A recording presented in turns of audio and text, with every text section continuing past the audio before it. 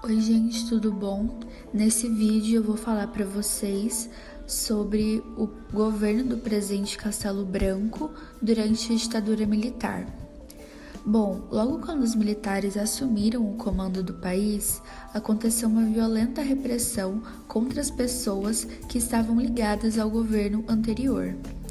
Muitos estudantes e jornalistas foram presos pela acusação de serem subversivos, que era o nome que o governo dava aos que discordavam dele. O prédio da União Nacional dos Estudantes no Rio de Janeiro, foi incendiado. Outro movimento que sofreu forte repressão foram as ligas camponesas, que atuavam no campo em defesa da reforma agrária. E tanto a UNE quanto as ligas camponesas foram colocadas na ilegalidade. O jornal Última Hora também foi invadido e depredado, pois era o único jornal de grande imprensa a se opor ao golpe. Mesmo com toda a violência, os militares procuravam dar uma aparência de legalidade ao regime militar.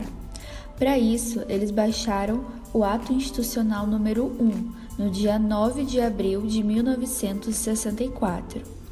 Esse decreto determinava eleições indiretas para presidente, ou seja, não existia mais a participação do povo. Ele também transferia o poder político para os militares, quem mandava a partir daquele momento eram os militares. E ele também dava autorização ao presidente para cassar mandatos parlamentares e suspender direitos políticos pelo prazo de 10 anos. No dia seguinte do ato institucional número 1, os militares divulgaram uma lista das 100 primeiras pessoas que tiveram os seus direitos políticos suspensos. E nessa lista estavam figuras de destaque como o ex-presidente Jânio Quadros e o ex-presidente João Goulart. Também estavam o líder das ligas camponesas, Francisco Julião, e o líder comunista, Luiz Carlos Prestes. Sem a presença dos parlamentares cassados, o Congresso Nacional elegeu um novo presidente do Brasil, Humberto de Alencar Castelo Branco, tendo sua posse no dia 15 de abril de 1964, governando até 1967. Castelo Branco implantou algumas medidas econômicas, pois o Brasil estava em uma grave crise econômica na época. Dentre essas medidas estavam corte de gastos, aumento de impostos, criação do FGTS, que é o Fundo de Garantia por Tempo de Serviço, que facilitava a demissão de funcionários, e o arroxo salarial, o aumento do salário uma vez ao ano abaixo da inflação. No governo de Castelo Branco também foi baixado o Ato Institucional número 2. Nele foi criado o bipartidarismo, que é um sistema político composto por 2 partidos políticos apenas.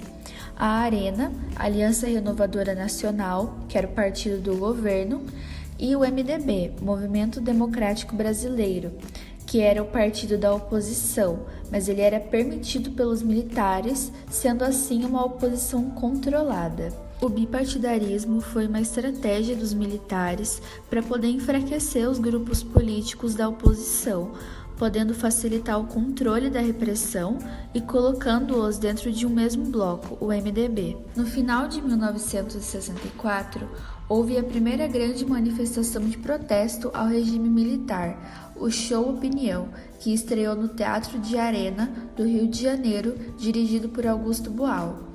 O Show Opinião mostrou que mesmo com o peso do regime militar nas costas, os artistas ainda assim procuravam caminhos para tentar expressar a sua voz diante da arte.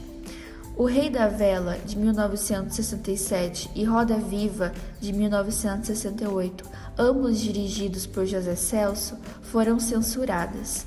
Os atores da peça Roda Viva, em um certo dia, foram violentados pelos militares e o teatro foi totalmente depredado.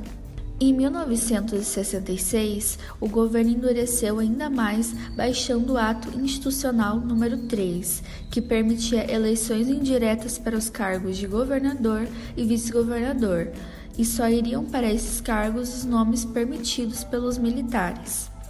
Também aconteceu o Ato Institucional número 4, em 1966, onde ocorreu uma convocação de todo o Congresso Nacional para uma nova Constituição.